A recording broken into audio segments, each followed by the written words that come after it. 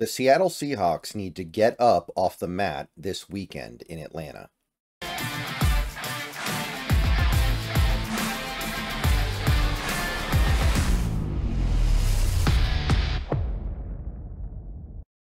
What's going on, everybody? Good morning. We have made it to Saturday, made it to the day before. We've got about 25 hours before kickoff in Atlanta.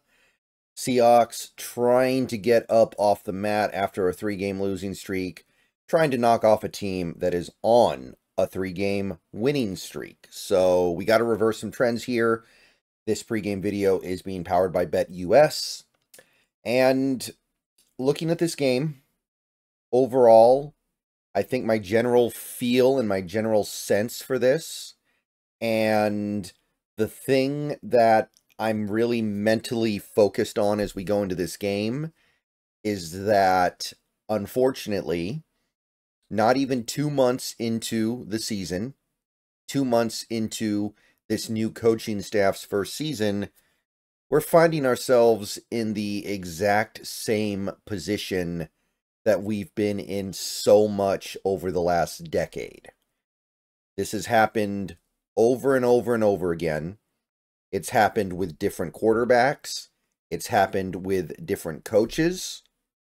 But it keeps happening where the Seattle Seahawks have a quarterback that needs to play pretty much perfect for the team to have much of a chance to win a game. That is the situation the Seahawks find themselves in right now. It is a situation that we found ourselves in with Russell Wilson, and it's a situation that we have found ourselves in constantly with Geno Smith. It seems like a really cruel irony. Like, I can't even begin to describe how sick it is to know that the 2022 Seahawks defense ranked 25th in the league in points allowed.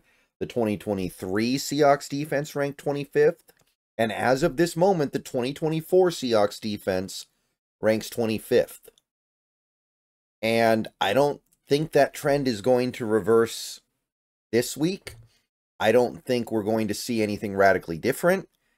Going to Atlanta, you're down some corners. You're not playing well defensively in general. You're not yet doing all the things that Mike Macdonald presumably wants to do. Maybe they can't do it. Maybe he's not willing to do it. I don't know. And between the problems on the offensive line and with some of the other parts of the team, everything gets put on the shoulders of the quarterback. Like I said, we've been here before. It's something that we as Seahawks fans have come accustomed to. There have been times where nothing on the team really worked all that well except for Russell Wilson. And when that happened, it obviously was tough. But at least then you could say, well, Russell Wilson is making top-of-the-market quarterback money. He's got the top-of-the-market contract. He's making all that money. So, to an extent, he should be Superman. So, back then it was frustrating to know that the game was ultimately going to come down to one player being able to perform at a really high level. But at least then he was getting paid appropriately, right? You move on from Russell Wilson, you bring in Geno Smith. Geno Smith spends that first year playing for peanuts. Second year, signs a deal well below the value of the top quarterback, signs a deal that is like half what you're now seeing the top quarterbacks get, and you think, okay, things are going to be different. No, we're right back here again. The defense, I just talked about the defense. They've got a bunch of injuries in the secondary. Suddenly they're not tackling that well. The run fits are atrocious. They're doing okay getting to the quarterback. They're doing okay getting quarterback pressure, I guess, but now suddenly they can't actually register sacks consistently. And you've got an offensive line that can't really clear the way for the running game or hold up in pass protection. It's not really that good at either element of playing on the offensive line. You're back here. You're back where you were before, and it's a really frustrating place to be. And this time I can very clearly and objectively state it's not fair on the player. It wasn't really fair for Wilson, but at least Wilson was taking top of the market money. Geno Smith is not, and he's still in the same spot.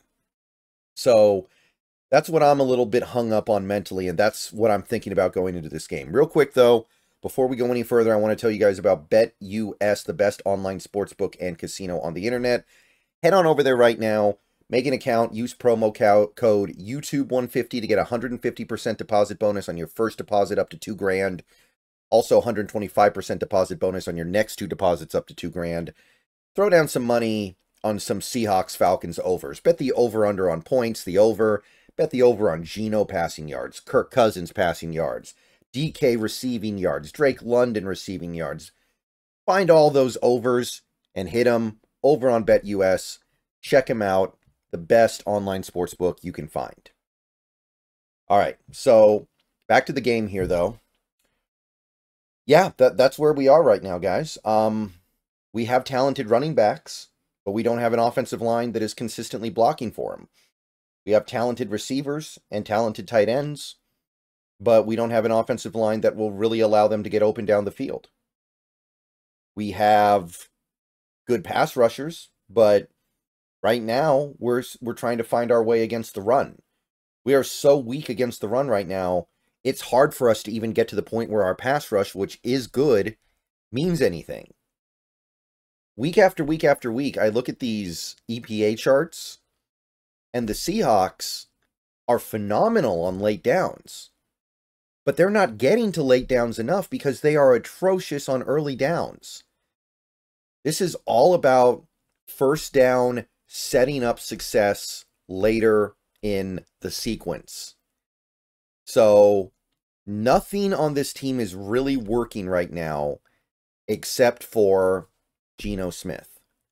Like, there are other players that are playing well, right? Like, I think Devin Witherspoon has really gotten back into his groove after a couple of rough moments earlier in the season.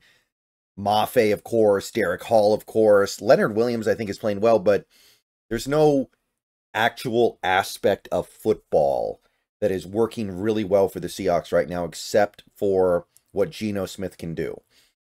And while the play calling, I like the play calling, I don't know about the play design. I don't know about the rhythm of the play calling. I don't know about the ability of this team to throw people off. I don't know about the ability of this team to deceive the opponent. So I got so many questions, right? You got Geno Smith and I guess Michael Dixon. He would probably be the other guy on this team that you're saying, yeah, I believe in that guy. But the only reason why Michael Dixon is on the field as much as he is lately is because of the other problems on this team. He is, at the end of the day, somebody who goes out there when your team has failed, right? Like, all love and respect to Michael Dixon. Great player.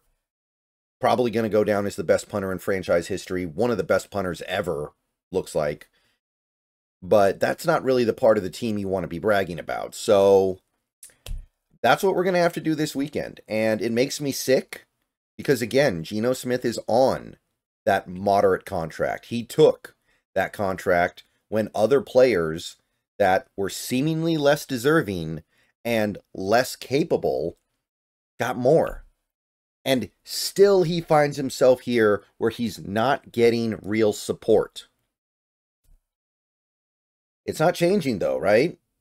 We got a 4th string right tackle out there right now, and that's not the team's fault. Players get hurt. They didn't know George Fant was going to get hurt. They didn't know Stone Forsythe was going to get hurt. They didn't know Abe Lucas was going to be 8 years behind on his rehab. So that part, I'm not saying it's anybody's fault, but we have a rookie making his first ever NFL start at right tackle out of Division II Findlay, Ohio, I think. I think they're in Ohio or something like that. So that is what it sounds like, right? Maybe it'll work out. Maybe it'll be better than what we had, but if Michael Jarrell, who is the right tackle I'm talking about here, is better than Stone Forsythe, you would think the coaches would have noticed that at some point during the week, right? So if Jarrell goes out there and plays great, yeah, I'm going to be really happy, but I'm also going to wonder, what are we doing in practice all week? So I'm not really expecting that. And you've got the problems you've got at guard, Laken Tomlinson. I guess he's kind of, sort of settling in and playing not terrible football, but it's not anything I like watching.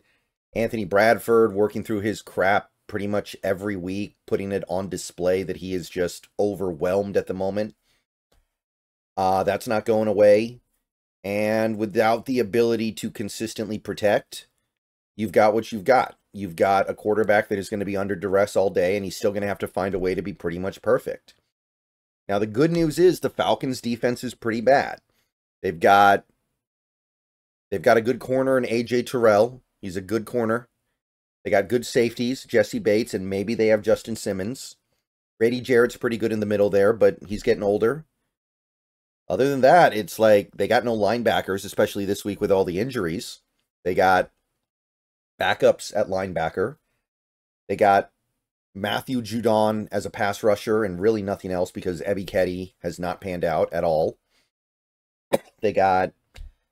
What else are we talking about here? So, it's doable. Don't get me wrong. We've seen Gino do it before. We've seen Gino go out there and find a way to overcome everything else going on around him to play pretty close to perfect football. Hasn't always resulted in wins. Sometimes he plays that well and the team still doesn't get it done because the other parts of this team are just that weak. But he can do it. He can do it in Atlanta against this weak defense that might be missing a few key players, especially if Simmons is out. That could be a big deal as well. That could be something that you could attack, especially if they can't get the pass rush going because they don't really have the pass rush. They have 5 sacks on the season. And maybe you'll be able to run the ball a bit because they're weak up front. But that's what I said against the Niners. I thought we could run the ball a little bit against the Niners. We couldn't at all. And that goes back to the fundamental problem with this offense right now. They're predictable. When they line up in 11 personnel, they want to throw. And when they line up in 12 personnel, they want to run. I broke it down last week. When they line up with Bobo on the field or A.J. Barner on the field or Pharaoh Brown on the field, it's telegraphing run most of the time. I think the exceptions would be in situations where we're in must-pass mode anyway, so who cares if you're trying to be deceptive there? You're not fooling anybody when you're down 2 scores with 5 minutes left in the game. So, I think that he can do it just because this defense is a relatively weak one. But there's going to be plenty of opportunities for him to make that one mistake that he can't really afford to make. And we are putting a lot on his shoulders right now. That's the bottom line. That's the thing I keep coming back to right now.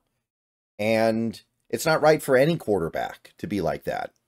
It's not right for any quarterback, even the ones that are making more than $50 million a year, to be put in a situation where they just have to be ice in their veins perfect all the time.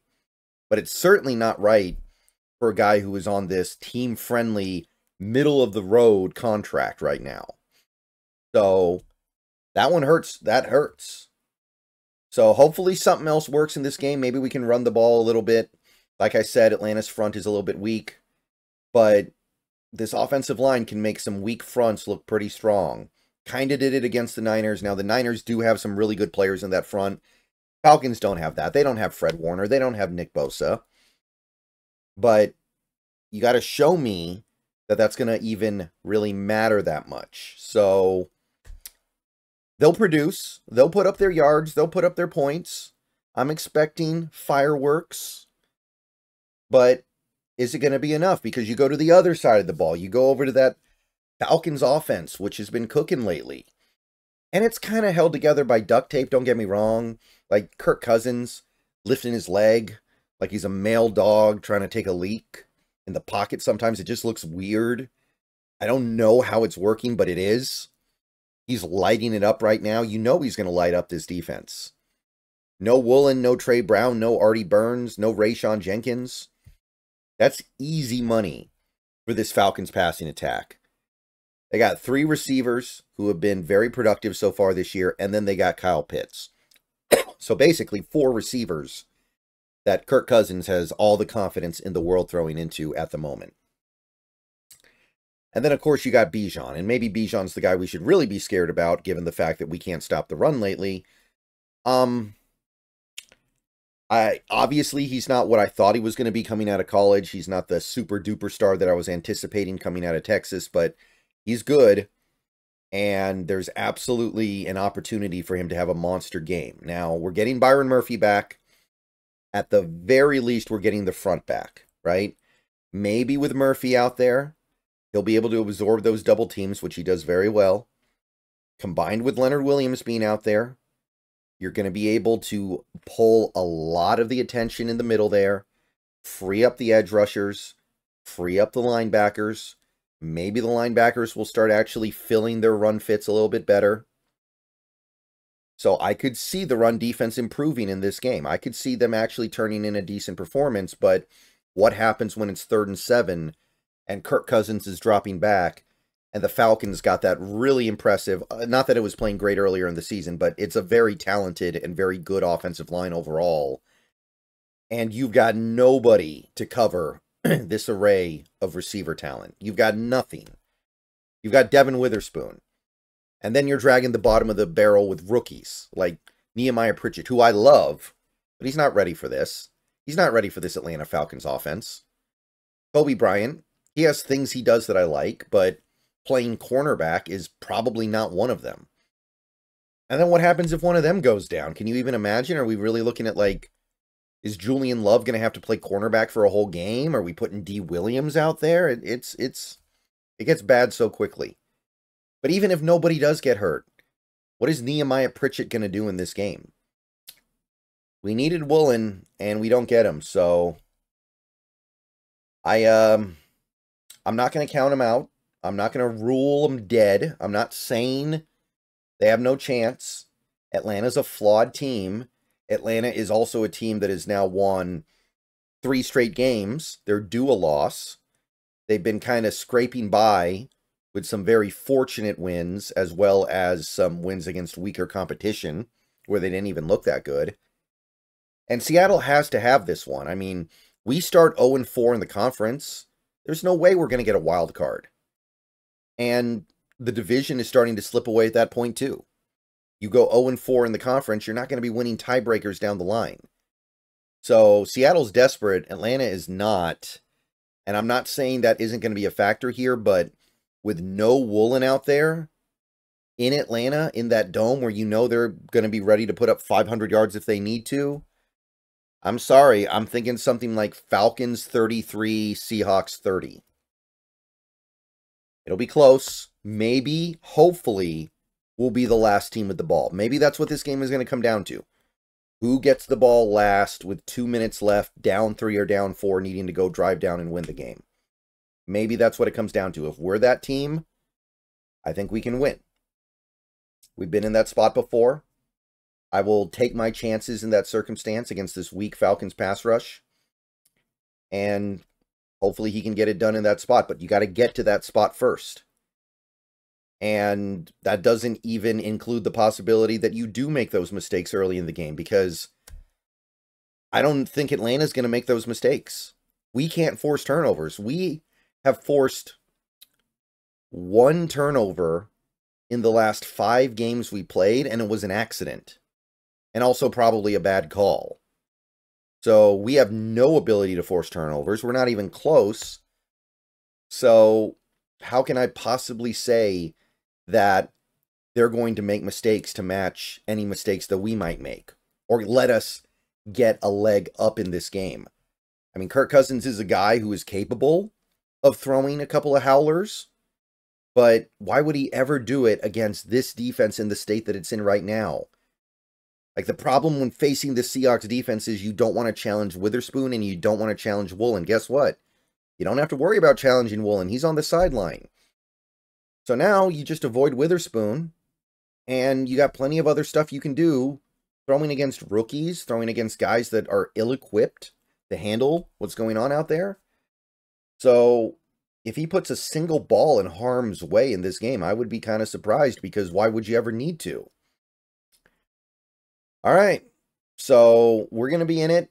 I think that this Seahawks offense is equipped and ready to put up a fight and be in the game and give themselves a chance. But I don't think I can say it's going to happen anymore if there's no Woolen out there, and we know that there isn't. I'd love to do it. I'm going to sit down in front of this game, hope we do well, hope for good things, but I got to be real here. I'm going 33-30 Atlanta, and that would pretty much end, realistically, any wild card hopes, like I said. So we need it. We need it because clearly we are not going to be the team that knocks off San Fran. Maybe somebody else will do it for us, but we showed last week we don't have it. Somebody else is going to have to do the dirty work for us while we benefit. So, see you guys later. Go Hawks. Maybe another video later today, but more than likely we'll just be going to game time and seeing what's up. Thank you again to BetUS for sponsoring the video.